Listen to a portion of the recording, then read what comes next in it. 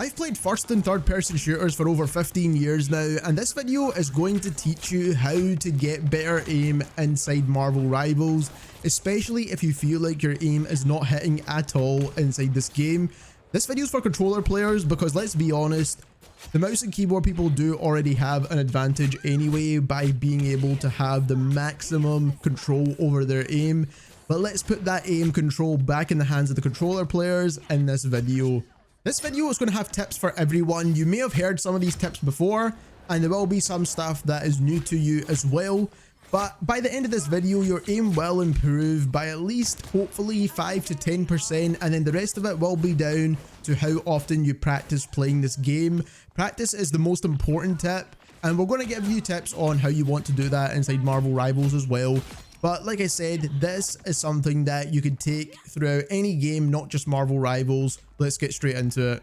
First up, I'm going to go over my settings, and the horizontal and vertical stick we'll get on into in just a moment, but I do have an S-curve set up, and this is what I like to use. The reason for it is because I like to be able to snap between targets and not just have like super slow down when we're trying to kind of pick a specific target, but then you're ended up locking onto someone else. So that's the reason why I've tuned this exactly for that. I've been using these settings for over a season and a half now. They did kind of reset it in season 0, and that's why I had to change it again.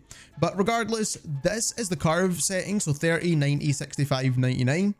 Then we've got the dead zones, which is based on your controller, especially the minimum dead zone. That is going to be based on your controller, so you do not get stick drift. So just make sure that is set enough so you're not getting your controller aiming for you essentially. Then we've got the horizontal sensitivity boost. Now I recommend this between 50 and 60. 40 is not too bad as well, and you do want to have a sensitivity boost on here, and that is my personal preference for this. Vertical boost I have not enabled, and the reason for that is because tracking up and down is a lot harder, and you want it to be a little bit slower so you can pick your shots a bit better at flying targets. Horizontally, you want to be able to move as quick as you possibly can and be snappy and precise. So that is why I have it adjusted like this. The response time, you do want to have this. You could put this down to 0, but it means that that kick in happens immediately. And you actually want to give it a couple of seconds to decide whether or not you do want it to go to the maximum or not. So that is why you do want to have this set to 20 milliseconds, which I think is a reasonable amount of time for the acceleration to kick in, and like I said, decide whether or not you want to use the acceleration or not. Then we have the aim assist window size.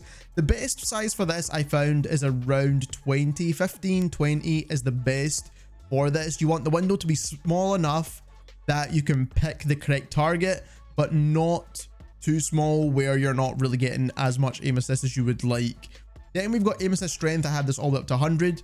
Ease in for projectiles is 30, and ease in for Hitscan is 20. Now I'm actually thinking about lowering this one a little bit because I found that there's extreme value in this, because you want to make sure that your shots are going exactly where you want them to go, and this setting is actually super important, by the way. I kind of overlooked this for almost a full season, and then I started playing Adam Warlock and I adjusted this setting and it helps out a ton. So I might actually start reducing this down to maybe like 15.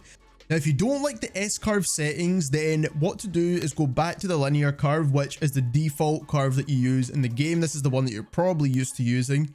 And the dead zones stay the same. The horizontal boost you want to either reduce or increase, and that's going to depend on your sensitivity now at this point. And then the response time, I'd keep the same. All the rest of these settings will stay pretty much identical. You don't want to change any of this stuff at all because this is going to stay pretty much exactly the same. Now here's how you'll set your horizontal and vertical stick. Now when it comes to your horizontal stick, which is the most important one, and we'll discuss that right now, is that essentially you want to be aiming at a target here, and you can do this in the practice range, and you want to do a 180 and then let go of your analog stick, and then do another 180 and let go of your analog stick, do another 180 and let go of your analog stick. And essentially, if you're overshooting a 180 on this target, and remember, you will be getting aim assist as well, then you want to reduce your sensitivity slightly. Now, if you're undershooting, you want to increase your sensitivity. So if you're shooting and you're getting to about here, then you want to increase your sensitivity, so get closer and closer to this target. Now, not always you're going to get this 100% correct, because it's just not how it works. However, if for the most part you're getting it near this target, at least 6 to 7 times out of 10, I'm going to say that is your perfect sensitivity that you should get used to. Now, obviously, these bots over here are kind of sticking your aim as well when you're spinning round. So just keep that in mind when you're trying to obviously sort your aim out. Now, when it comes to your vertical stick, in my opinion, you should just have this between 50 to 30 points below what your horizontal stick is. And the reason for that is because you want more finer aim when you're trying to track up and down. You want it to be a bit slower. It's so much harder when this is moving really, really fast to track. You want it to be nice and smooth. You don't want it to be difficult to track. Horizontally, most players are moving this in this direction. Even flying heroes, they're less time moving up and down, but more time moving left and right.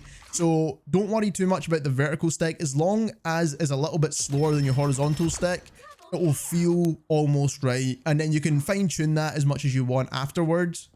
Now, the next tip is centering. Now, this is something not a lot of people talk about, but first of all, centering, you want to have your crosshair right in the middle of your screen pretty much 90% of the time. Now, people end up running around like this, looking at the ground, or running around like this, looking at the sky too often. You want it right in the center. And the reason why you want it in the center is because you don't need to adjust as much left and right or up and down to try and track where you want to go. Now, further from this, a bit more of a kind of complex tip for this one is that if you're expecting enemies to come from a certain area, for example, this flying bot always comes from this area anyway, so the practice range is easy to predict. However, what you want to do is you want to already be aiming. If you know there's an Iron Man coming from a certain part of the map, then you already want to be kind of aiming in that direction because it's going to give you the best chance at landing your first shots. So you're landing shots before they do. But not only that, it also means that you don't need to adjust nearly as much as well. So instead of you looking here, you realize there's an Iron Man above you, then you need to look up and then you need to kind of track it left and right after that. So for example, if my aim was here and I knew there's an Iron Man about, then now I need to look up, then look left, then look right, then try and track him. Yeah, that's a lot more difficult to do than if you're already looking that way anyway. And the same goes for people on the ground. So if you know someone's going to come through a doorway or if someone's on a domination point or whatever, players are very predictable and where they're going to be standing in this game. It's not hard to center inside Marvel Rivals at all. Then it's easy to know that a target's going to come through this door. So just have your crosshair on the door. You won't need to track nearly as much or at all. And that way you can land easy shots. The next tip is tracking. Now, this is the most difficult thing to do on controller, by the way. We're going to give you a sneaky couple of tips here that are going to help you with Projectile and Hitscan heroes. We'll start off with Hitscan first. But keyboard and mouse always have an advantage when it comes to tracking. To be honest, it's a lot easier to do with keyboard and mouse than it is with a controller because you don't have that precise fine aim to track those targets, where on keyboard and mouse you basically have infinite options. So when it comes to the Hitscan heroes, you want to be hitting the target itself, so you don't want to lead any shots.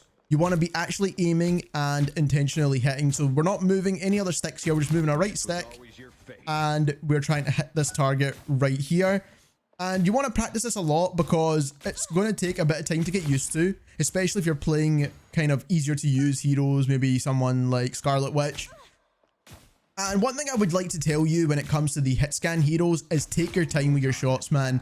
It's so much better to take your time and take that extra split second to land your shots with the Hitscan heroes instead of just spam firing, because you're going to be missing a lot and just reloading a lot more often. And that way you're keeping yourself almost out of the fight by keep on firing your weapon and trying just to keep shooting and landing something. Now, sometimes it does work, as you can see here, it's kind of working. But most of the times you want to take your time with your shots and then you will land a lot more and you won't need to reload as often, which is the most important thing. So keep that in mind, just take your time and try and hit those shots. And obviously these bots are moving randomly, and to be honest, these are more difficult to track than actual targets in game. When you're playing against real players, they're usually running towards you 90% of the time, which is a lot easier to track. Next up, we've got Projectile heroes. Now, this is heroes like Namor, for example. And what you want to be able to do with Namor is lead your shots, because the projectile is not going exactly where your crosshair is going. It's going to lag a little bit behind that. And that is something that's super important. You need to kind of predict where the players are going to go.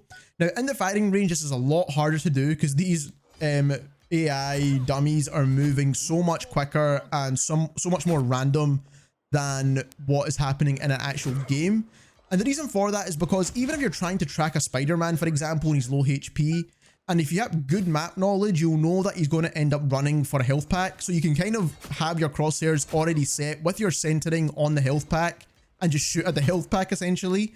So that is things you can do to kind of help your aim when you're using projectile heroes. Not to mention there'll be games where you have like insanely high accuracy, where you're sitting at like maybe 70% accuracy in a match. And that is probably because you're sitting shooting at the tanks, and tanks don't really move that quick in this game unless you're playing against a Venom or a Hulk or something. But even then, their hitboxes are huge as well, so you're not really going to miss. So practice on the smaller hitbox heroes like Luna Snow right here. Try to track them, but if you're not doing as good, then don't be disheartened about that at all, because what that means is once you get in an actual game, no one's actually going to be moving this quick or this kind of random anyway. You're going to be able to predict their movement a little bit easier during a match than these bots that are just moving left and right and then right and left with no real aim to the game here. Now here's a tip you can use for both Hitscan and projectile heroes, and that is using your left stick to aim. Now, what you might notice is that when you're using your right stick, you kind of overshoot or undershoot sometimes, and that is going to happen because controller is not that accurate. It's really difficult to try and aim with a controller, to be perfectly honest. So what you want to actually do is use the left stick to aim. So here you can see you can basically track someone's movement by just moving your left stick. Now, I'm not using the right stick at all here, but you can easily still land shots and follow the enemy's movement here to land your shots as well. Now, obviously you want to use a bit of right stick in there as well. You want to kind of combine them both together, but what you're also getting here is rotational aim assist. So you'll get rotational aim assist and standard aim assist if you use both of your sticks to try and aim, and this is going to give you the best possible outcome of getting that fine aim to land those shots at a distance, because using this to try and aim is so much more difficult than just doing this. And as you can see, you can move it a lot more finer than having to actually change your sensitivity all the time and kind of try and aim with your right stick. The other tip is to use your hero's crutches. Now, every projectile based hero or hit scan based hero in this game has some kind of crutch that allows them to deal a little bit extra damage when their aim's not really on point. So let's say we're missing all these shots with Winter Soldier, which I've not played Winter Soldier in a long time, by the way. So I'm actually missing a lot of shots because you do need to lead his shots quite a lot. And Winter Soldier's not the best at taking out kind of small targets like this, but use his blast. As you can see, the radius is way bigger on that than it is for actually landing primary damage. Obviously, your primary damage is going to do a lot more damage, but the blast, you get 2 of these. You get to get an easy finish by using it, so you might as well use it as much as you can. Another not so obvious example is Hela as well. So Hela's a hit scan hero, as you can see here. Landing your shots with Hela is super easy in my opinion because I play a lot of Hela, but if you are whiffing your shots and you're not really getting them very well, then you can use her secondary fire it into the ground, and then it's going to blast on the enemy and deal damage to them anyway if they're not moving around. So that is an easy crutch to get an easy finish without you having to aim at anything. You're just basically pointing it in the rough direction of where the enemy players are going to be, and that is going to get you some easy kills. So you don't even need to land any shots doing that. You're going to get easy kills. Lastly, you do want to use the firing range in Marvel Rivals. Marvel Rivals has one of the best practice ranges I've seen in any game ever, by the way. So it's actually down on this location right here. So all you need to do is just jump down to this area, and then you can actually change all the settings of this. You want to make sure that the targets are moving, and you want to pick the small hitbox heroes. So you want to pick someone like an Invisible Woman, Luna Snow, Psylocke, even try and go for Jeff or Rocket because they have really small hitboxes. And when you're talking about hitting flying heroes, then maybe pick someone like a Human Torch, because you don't really want to have to do that, right? So you just want to basically practice your aim, shooting the targets, and as you can see, you're tracking the Human Torch that's flying, and make sure you're picking one target at a time when you're killing them. So that is all the tips we have for this video. If you enjoyed it and you learned something new and you got better at aiming, then don't forget to subscribe to the channel, as we do make guides on Marvel Rivals